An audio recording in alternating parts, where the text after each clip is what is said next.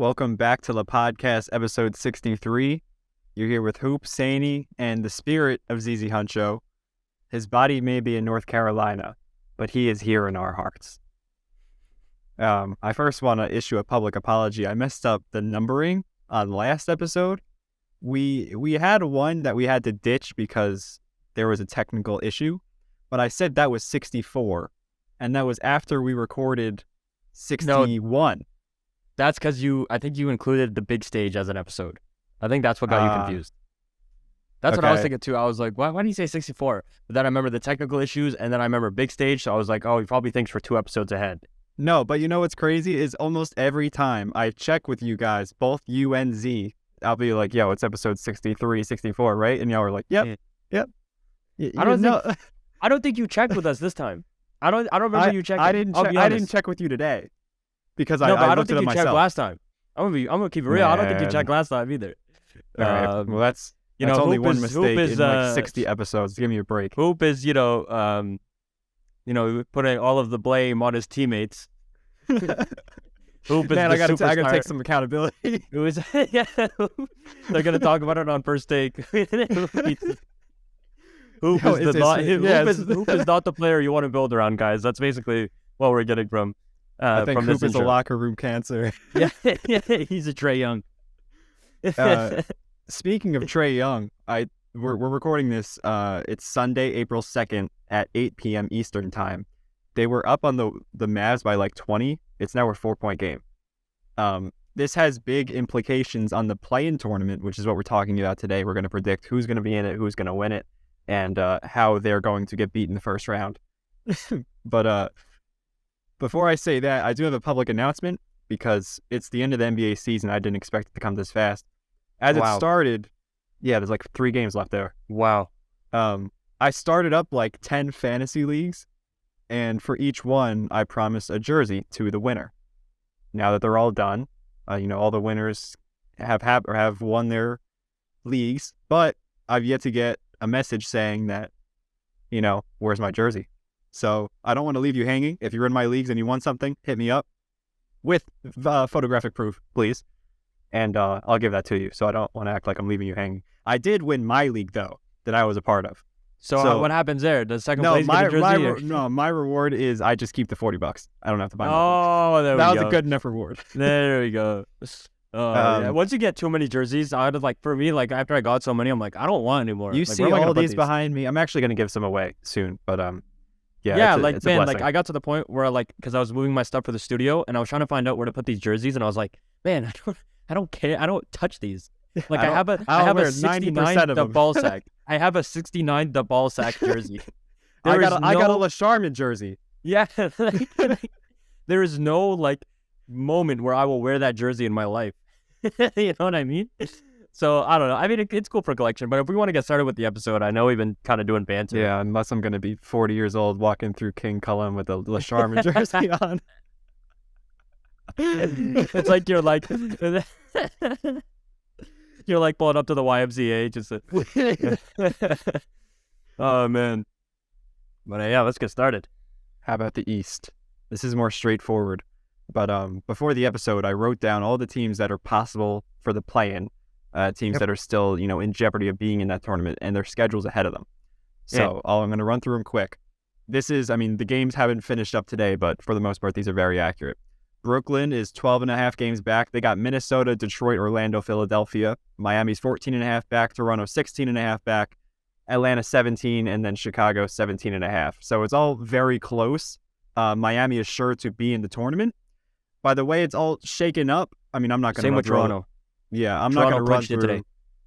I'm not going to run through all the games because that's actually going to be very boring. I just realized. But I do have my predictions being Miami, Chicago in the 7-8. I think Chicago gets the 8 seed because Chicago has Atlanta, Milwaukee, Dallas, Detroit, and they're hot. I think they win 3 out of 4. And then Toronto, Atlanta in the 9-10. Atlanta, if they lose today, which they very well might, they have to play Chicago face-to-face, which I think Chicago takes them. Atlanta's been mid, but they should take Washington. Then they have Philadelphia, Boston.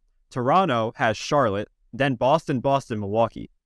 So I think Chicago has the much more favorable schedule to get up to that 7-8 matchup. And by the time it's all said and done, I do have them losing actually to Atlanta again. I have Miami 7 seed and the Hawks the 8 seed. God bless DeMar DeRozan, but I honestly, I obviously have Miami going through. I think Miami is like actually not. They got Pat Bev. Give me Chicago in that Chicago. I was just gonna say my thing is Chicago. I was gonna say Miami and Chicago are my two teams to make. I'll take Miami, Chicago. To make it past the play-in. And another thing that's like wild to me about this, and I think a lot of people are failing to realize, is that I think this is like, can you name another time where there's potential that the top 10 seeds are going to have over a 500 record or 500 or above record? Like there's potential for that? The last time Killian Hayes wasn't in the league. They soak up all the losses down there, bro. Yeah, but you know what I mean, though? Like, this is a weird, like, looking at this thing now where it's like, I have the Bulls just because the Bulls had such a slow start, and the fact that they're still on pace to have the same record or like a game or two off of teams like the Hawks and the Raptors, who realistically haven't changed much. They've been on the same pace this whole season. The Hawks, by the way, have been having the most mid-season of all time. I don't know if you saw that. Their last 8 games have been win loss. No, I thought it was their last like 24. No, well, if you do it like it's not like win loss. Oh, if you do they're the 12 math, and 12 in their last they line 24. up. Yeah, but it's the last still 8 were literally insane. back and forth. Like that is the definition of mid. Like, is there a future to a team like that? Because you will genuinely always be in the middle ground where you're getting bounced out the first round and you're getting no love in the draft. Like, I'm serious. Like, that actually has to be the definition of mid in basketball. It's hilarious. Like, when I saw the graphic and I saw the Hawks, I'm just going back and forth. If Yusuf Nurkic didn't exist, I'd say yes, but he does. So you think Portland is more mid than the Hawks? No, I said Yusuf. Like the guy. You know how I feel about him, bro. Yeah, stay healthy at least. Man, it's insane, man. The Hawks went from having a super team 8 years ago to this. Who would have thought? You said a super team? Who would have thought? Oh, yeah. A super team in 2015. Don't start. The East was pretty easy, though. I feel like the East is kind of like more... you could predict the East a lot better than you can with the West. Right? Well, we'll find out. But it is surprising to me how Brooklyn held on. I could have swore Miami was going to be was I the only one out of the three of us that said Brooklyn was going to stay on? Yeah. I knew it, man. Brooklyn still has a great team. Like, I don't think they're going to do anything in the playoffs. They have a great team, but it's... No, I don't. They're not going to do anything in playoffs, but they have a great team to stay in playoff contention. Like, I was just saying, like, when you bring in new guys, I mean, I'm not an NBA player. I don't know what it's like, but I'm imagining when you got to move, change, cities, new teammates, like, it's hard to get accumulated, but they looked like pretty good, so... True, but I remember my point being was that because I listened to JJ Redick's pod when Mikal first got traded there, or like first 2 weeks after, and he was talking about how easy it was for him to come into that system and how they let him like make decisions in the offense. And once I heard that, I was like, oh, like they're gonna be great from the jump because they're putting their trust in a guy to take charge. And this is a guy who's never been the leader of a team yet, so I don't see him having an ego. I don't see him, being a cancer in the locker room. Well, Bridges seems like a great guy. Again. Yeah, so they were fun to watch again. I think they're going to do great. I mean, they have bootleg Kyrie, so they should go far. If anything, you're right. It is disrespectful to call Spencer Dinwiddie bootleg Kyrie because one of them is going to go to the playoffs and the other one is missing the play-in. He is doing his very best to keep the Mavericks in this game with the Hawks. It's a 4-point game with like 5 minutes left. Ooh, Kyrie's got 33. Right now. It's 6 points for me, but yeah, no, I've seen that. Luka has 18, 6, and 6. Yeah, man, Luka's gone. Future Nick. Yep. Shall we get to the West? This is the chunk of the episode, man, because I feel like the West is where the real conversation kicks in. Well, there's a good chance that the 5th seed drops to the play-in with the West. So I didn't want to take that into account because the top 4 are safe, right? Right. The 4 is the Suns. The top 3 they're already clinched. The 5 is the Warriors. I didn't include them in my play-in conversations. They could, in worst case scenario, but I think they're just clicking at the right time, and the Warriors always do well, even though I don't want them to. They have the Nuggets. They have the Nuggets and the Kings. It's the Warriors. But think about it this way. They have the Nuggets, the Thunder, who are battling for a playoff spot, so that'll be a hard game for them, and the Kings. You know what I mean? So they do have a busy schedule. It's not out of the equation, but I'm just saying the Clippers have the Lakers, Portland, and Phoenix. Yeah, that can easily be a 1 and 2 trip. Yep.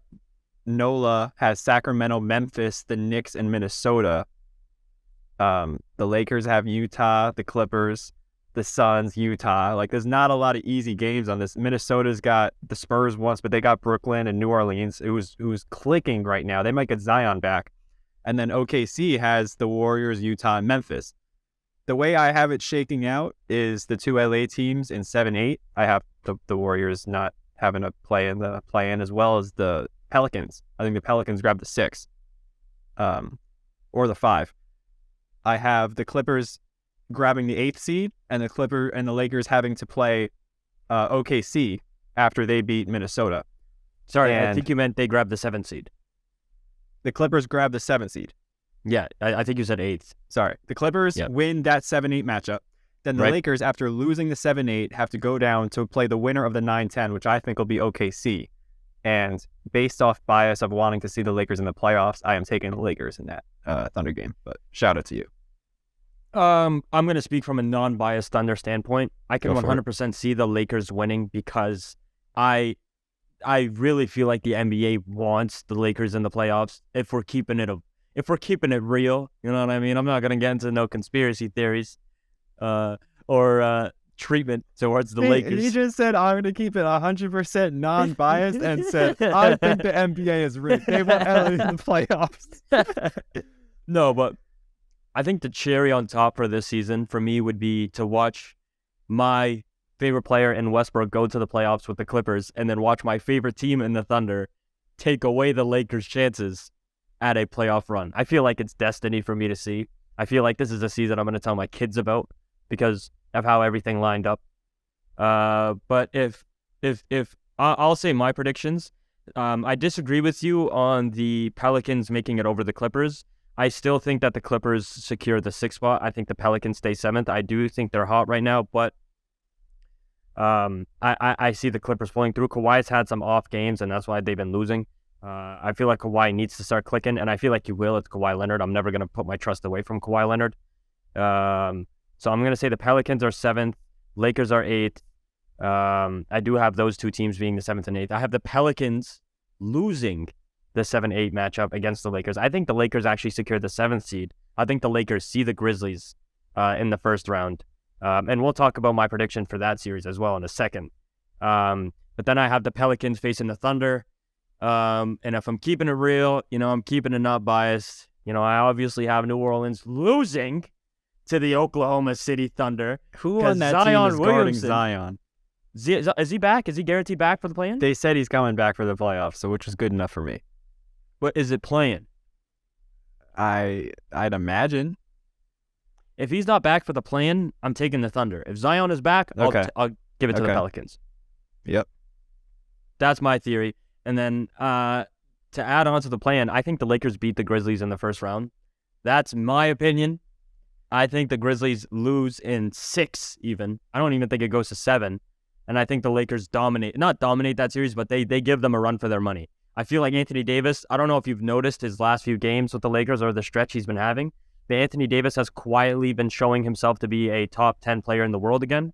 And then you also have all these new pieces around the Lakers. This is like a bi-monthly I know, activity. I hate it. It's just, you know how we talk about the Chris Middleton cycle? We need to invent the AD cycle, bro. We need to invent the AD cycle. In February after the All-Star break. And then it comes around, and then in Game 3 of the first round, he goes down holding his ankle, and then we start talking about the Lakers playoffs. Their hopes going down. Then he has like a 15-8 game and 35 minutes played. Yeah, and he's like pulling up, like he's not doing mid-range jumpers, mid-range floaters. You know what I mean? Where he's like using the one hand Kevin Duckworth jumper. But we're getting. If the Lakers stay healthy, I hate how I have to say that every single time I mention a team that Anthony Davis is on. But if the Lakers stay healthy, they take the Grizzlies and they win. I don't think the Grizzlies are going to be able to keep up with a healthy Lakers squad. The Grizzlies couldn't even keep up with Russell Westbrook without Paul George and Kawhi Leonard. So why don't we talk about that? That's one game. I don't care. 5 for 5 from 3, baby. That's all I read. The Grizzlies are like 20 games over 500. Listen, I don't like Dylan Brooks as much as the next guy, but they are incredible Like Jaren Jackson Jr. is making a case to be like an all-NBA caliber center for years to come. He is a ridiculous defender. Oh, he's so good. I love him. Jaren Jackson Jr. is one of honestly, that Grizzlies team is likable. It's just Dylan Brooks. Well, it's really just Dylan Brooks for him. I like John Morant. Yeah, I mean, I'm trying my best to keep liking John Morant because I feel like he's going to show up a lot of people in the playoffs this year, regardless if they win or lose. It's going to be like he's going to have another like toe-to-toe matchup with whatever star he's playing with. But it's definitely just the way they act that people don't like. Their play style is so likable. I do think, obviously I know John Morant did mess up this season, but also I feel like a lot of things were blown out of proportion, so I'm not going to judge him for his character, which is why I still like him. He's still playing, which tells me he didn't do anything super out of the ordinary, right? Like, I'm sure they figured everything out. They wouldn't just release that he punched a kid and then nothing come out after he lost the pickup game. Yeah, you know what I mean? And it's kind of crazy to think that he's back in the NBA and nobody's really talking about what happened. I would love to see an update on that because I feel like they're just sweeping it under the rug. Isn't Myers Leonard back in the NBA? He was on the Bucks. I don't think he still is. I can check the Bucks roster right now actually for you.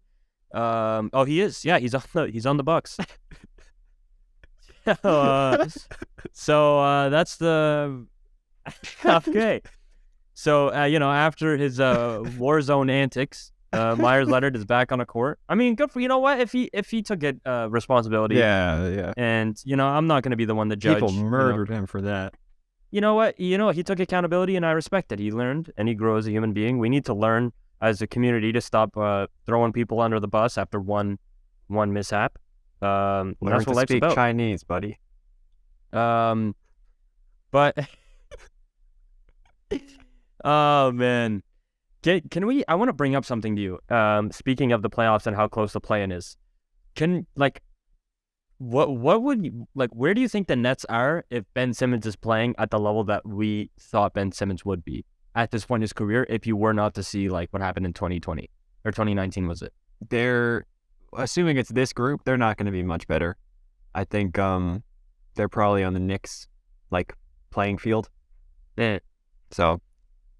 Because I do like the idea of, Ben Simmons is gone. I'm telling you right now, I don't think he's on an NBA roster next season. I think he's gone. I think he gets bought out and he's gone. He's already not with the Nets. I don't know if you saw that report. He is not, him and the Nets basically have already parted ways. He's not with them for the rest of the season. Time to get on that Fortnite grind, my boy. Yeah, I don't know what he's going to do. He's already a multimillionaire. The fact that he had, he's a player that signed a max contract, which is insane to think about. But, I'm not going to be a hater. I'm just saying. I will. The Lakers are also over 500. Shut up, Ben. Shut up, Ben. I do think Lakers is back because there's no way. He was moving. Yeah. He was an athletic freak in Philly. And even that just doesn't look the same. So I do think there is a lot of validity to those injuries. There has to be because there's no way a player just falls off like that. But the Lakers are over 500 for the first time since 2021, I think February, something crazy before LeBron went down. So good for them. Other than the play-in, what much more is there in terms of the Mavericks are? Let's talk about the Mavericks real quick and where we think. Let's go on a little in depth there. Let's please talk about the collective bargaining agreement after this. We can talk about that first if you want. Please. Let's do it. What if there's an MVP race next year where both guys, let's say it's Jokic, Embiid, and they they're at 63 games apiece, and they have to give the MVP to Devin Booker, who's played 80 games. I agree with that. For all the viewers, the collective bargaining, there's a bunch of things in there, but a big one was that they will only give awards. This includes MVP, All NBA, anything, to people who have played over 65 games. I agree with that. I 100% agree with that. Bro, think about it this way. You missing, what is it? If you need to play 65, that means you miss 17 games. That's basically a month's worth of basketball, right? If you're missing a month of a season, you're already not the most valuable person on that year. You're already not. You can't be. Because a big thing about being valuable is being there, right? Availability is one of the best. What's that saying? Availability is the best ability. Come on, say availability is the best ability. Exactly. So I agree with it. Like, and to your point where you're like, oh, imagine they're like playing 63 games, they don't meet that mark, and then Devin Booker. Well, Devin Booker played 80, so I'll give it to him. He was more valuable this season than those guys were, because bro, if your star player isn't playing for 17, at least not playing for 17 games, and your team has to play without that guy for 17 games. It's either your team is winning and you realize the star player doesn't contribute to winning as much as you thought he did, or they're losing and he put his team in a worse position. You know what I mean? You know why I like this? Because Julius Randle is going to rack up all NBAs if Kevin Durant never makes one in the rest of his career. Oh, all these forwards already take up these spots I think that are Mikal injury Bridges prone. Is going to take over Julius Randle's hopes. Like, there's a lot of... But there's some Iron Men that are going to... I think it's going to upset people to a certain extent. For example, Zion Williamson may never win an award in his life. No, that's not crazy to say. That's it's not unfortunate, but I think it is the way they need to move. They need to, man, because it's absolutely ridiculous. Like, imagine, like, for example, Damian Lillard, was it Damian that missed a bunch of games this season, or Steph? Like, Steph missed so many games, and he's probably still going to get put on an All-NBA roster, right? But realistically speaking, it's like here, I'm going to pull up how many games Steph played this season right now. Steph Curry played 52 games this season, and he's going to get probably put on an NBA roster, right? All-NBA. Does Steph Curry deserve to be there? No, seriously, I'm not even saying... I'm not saying this to be controversial. I'm talking. Does Jalen Brunson, or does Steph Curry deserve to make it over Jalen Brunson this season? I think not. I don't think so. I think Jalen Brunson has a better case. And I'm not saying that to be different. I'm saying that because Steph Curry basically missed 30 games. 30 games of an NBA season is more than 1/3 a season, is it not? Yeah, it is. Steph Curry's missing... Steph Curry basically missed 1/3 of the season. And he's going to get put on an All-NBA roster. We know he is. Like, there's no point in... Like, he's going to get put on one, right? Like, we can agree on that. And think about who's not going to get put over him. That's ridiculous. He's probably going to make it over Shea. What about the guards this year? As Shea, so you got Steph, Luka, Shea, Dame, Kyrie, Donovan, James Harden. I think James Harden better make one. He is hooping. I don't think James Harden makes one. They didn't give him love for the All-Star, and he was injured. No, I don't agree with the reasoning, but that's the reasoning they're going to use, but they're not going to use that same reasoning for Steph. And then who am I missing? I got Garland, Brunson, Fox. De'Aaron Fox? Like, he might get snubbed. He might get snubbed. He will get snubbed. Because I'll tell you my All-NBA rosters right now, and you let me know when you disagree. First team is going to be Luka and Steph, or maybe Luka and Dame. I want it to be Shea. I think it should be Shea. I think Shea is first team this season. I'm not against that. No, I'm not against that. But we know it's going to be Steph, right? So let's just say Luka and Steph, okay? Second team is going to be Dame and Shea, right? I haven't even said John Morant yet. I didn't even say John Morant. I didn't even say John Morant. So let me get to my third team. It's going to be Ja. Ja's going to be on that third team. And who gets that sixth spot? Now you have James Harden. He's a good target. He's a good guy to pick, man. Right? But Brunson and Fox are both All-NBA deserving. But they're not going to get it. And no, you didn't even say Kyrie yet. I didn't say Kyrie What? Yet. I don't think Kyrie will get it. I don't think Kyrie will get it. The other part of this bargaining agreement is the positionless aspect. That's a lifesaver. What did they say? You didn't see that? No, what? I only saw NBA, the games. Nah. All NBA is now positionless. They also are now implementing that in-season tournament. I could break all this news to you right now, bro. Can you break it down, bro? I only saw the games, man. I didn't read into it. Yeah, so the All NBA is now positionless because some guys, whether it's Embiid getting second MVP voting, make a second team All NBA. Remember, it's still a 65 game requirement, so a lot of guys are still going to be left out. But thank God. For guys who get multiple votes in multiple positions, like if DeMar gets 20 votes shooting guard, 20 votes small forward, they don't add them together. Like if someone gets 22 votes as a guard, they'll beat out DeMar's 20 votes, even though he has 20 in another position. It's always been hideous, and now they decided to fix it. It's a completely positionless. You could have 5 centers in the first team. That's insane. That's so much better. That makes so much more sense, especially since the NBA is super small ball nowadays anyway. Nobody really cares about a traditional lineup. That was amazing to hear. They also went away with the 2 max slot limit, super max, which basically means they're opening the door for more super teams. They're having a new TV deal in 2 years. Yep. The cap is going up. Yeah, I saw that. Does this Evan open Mobley, up the new super team era? the biggest thing I saw for that was Evan Mobley can now get re-signed by the Cavs. Yeah. Because they have Donovan Mitchell and Darius Garland, and now that Evan Mobley is going to be able to get us a contract, because I think they're going to offer Evan Mobley a max. Dude, the NBA is going I like the direction they're going in. The NBA is getting fun. You should be able to keep on to your homegrown talent without having to lose them for money. I do like that a lot. Yeah. That is insane. Bro, imagine they have the limit where you can sign like 2 players from the free agency to a max, and any homegrown talent, there's no limit. That's got to be unfair for some team. No, imagine if you drafted good. Like for example, like let's say Cade Cunningham turns out to be a max player, right? Which you probably will. But I feel like that's Wembanyama even more to LA and Brooklyn. Or let's say Oklahoma. Let's say Oklahoma. Or okay, how about this? Let me give you You're a getting picture. 2 super max guys out the free agency to OKC? No. Let's say you get 1 supermax from free agency, but you have no cap to how many you draft. So you get 1 guy that signs with you. So Shai Gilgeous, because Shai Gilgeous didn't get drafted by OKC, right? Money doesn't grow on trees, Saney. No, bro, you'd be surprised. These billionaires, you think this money means anything to them? I know what you mean. These billionaires, but anyway, listen. To be fair, there's still guys, for whatever reason, they'll own an NBA team and they won't go deep into the luxury tax because it's still trying to make a profit. They see the team as more of an investment. They don't care about the team winning. But let's just say hypothetically, okay, Shai wasn't drafted in OKC. That's a good one. Shai wasn't drafted in OKC, right? So he gets a supermax. He fills in that 1 supermax outside of the homegrown talent, and then you can offer Giddey, Chet, and let's say we get Wembanyama. You know what I mean? I love how I'm making this rule. I love how I'm making this rule just catered for me. I'm making this rule catered for Oklahoma. I'm not even thinking about like the league.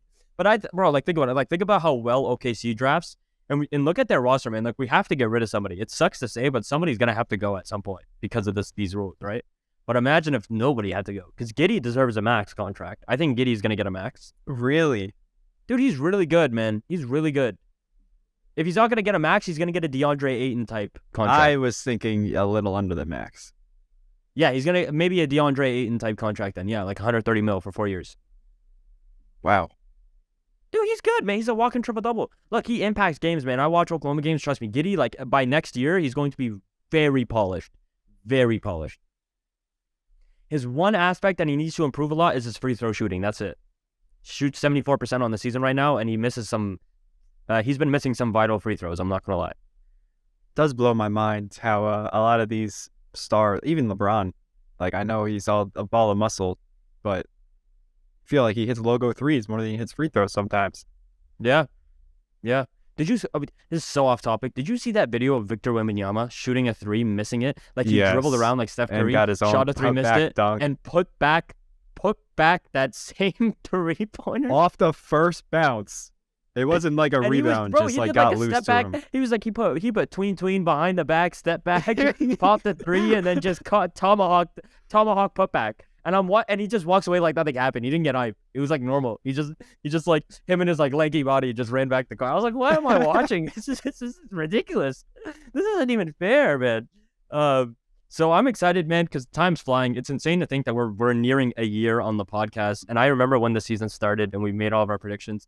I think a cool episode idea is for us to go back on the episode where we made predictions on how the season would turn out and kind of like compare. Oh, goodness. You know what I mean? Because I think we did a standings prediction, and then I also think we did. Oh, we definitely did. Yeah, we did like an MVP prediction. I said the Warriors would be first in the West. I said Steve Kerr would get Coach of the Year. I think I said the Lakers get like a 5th seed, which isn't crazy, honestly. They're going to be 7th. Like that's not the worst. They're like 3 games out. Yeah. Update. But Hawks just beat the Mavericks by 1 point. Let's go. Kyrie ended with 39. So the Mavericks are now out of the playoffs, pretty much for sure. Good. Are you sure? No, but if the Thunder lose today, it's not done yet. If the Thunder lose today, they're only a game behind, and the Thunder are down 14 at half. Well, I don't think they factored in that loss to the Mavericks yet, or loss to the Hawks yet. So I think that'd be an extra game down. No, but they're a game down before that. But then if Oklahoma loses tonight, then they both just lost. Like, that's what I mean. I really hope Oklahoma wins today, though, because if they do, we basically win. Like, we're going to the playoffs. Because they have the Kings, Bulls. The Spurs is a win for them, their last game, but their next 2 games are very hard. The Kings honestly might slack off, depending if they want the 2nd seed or not. Well, the Kings are losing to the Spurs in overtime right now. Yeah, they might have already given up on their season since they already made the playoffs. They don't really care. But I mean, hopefully the Kings win, because oh my God, De'Aaron Fox and Sabonis played 34 and 36 minutes and they're still losing. What? But anyway, I don't want to go through games. That's going to be a boring episode. What is there much more to talk about? I know we said we wanted to keep this short because Z isn't here. Well, we're gonna end soon. But the one thing I have to say, like going back to that play-in stuff, I do think that the Lakers have like a genuine shot to go deep in the playoffs. Yep. And I don't want to say it because I feel like LA's hyping it up so much that it's gonna happen. But they're deep. They made the right moves. Somehow they ditched Russ and got like the best possible package back. Everyone they got back is overperforming. Austin Reeves is turning into this. What is that? What do you mean by that? What do you mean? What do I mean by that? What do you trying to sneak this? I didn't diss Russ at all. I just said everything they got back from Russ was exactly what they needed. Okay. Shout out Russ though. Okay. Yeah, I mean, you know what also is kind of crazy to me? There isn't going to be a 60-win season this year. There's not one team that won 60 games. I like the NBA like this. This is a good season. There's no runaways. Like, I actually don't know. I can't tell you who's going to win. Like, my heart says Milwaukee. Boston just stopped Milwaukee. Boston just stomped them. Yeah, by 41. Like, my brain says Milwaukee, but my heart says Oklahoma, you know? So, we'll see what happens. Before we go, I just want to let you know the Hawks were a super team. Can we please end this? And they just beat the Mavericks. The 2015 Hawks. Hey, they went to the East. Hey, and listen, I was listening to that Al Horford episode of The Old Man in the Three, and I'm doubling down. That's my boy Al. Because my boy Al Horford on a podcast. That's my super team. Yeah, that's my team. Listen, me and you, we don't have any real opinions when it comes to Al Horford and his super team. Okay, only Al Horford has an opinion on that Atlanta Hawks team, and I'm gonna stick with it.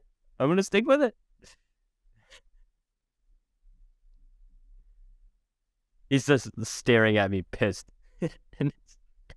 For the Spotify. Let's end this, please. All right. Well, this was a great episode. Z wasn't here, so that's why I was on the short end.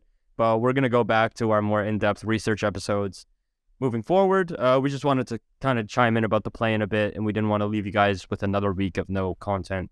But we'll see you guys. Hopefully you guys join in Monday for the big stage. Remember, every Monday at 8 p.m. Eastern Time, we do episodes with the fans. It's in our Discord. It's on our Discord. Discord.gg/LePodcast. Yeah, we have our own domain name, baby. What you know about it? But anyway, we're going to head out now. Hope you have an awesome day. Peace.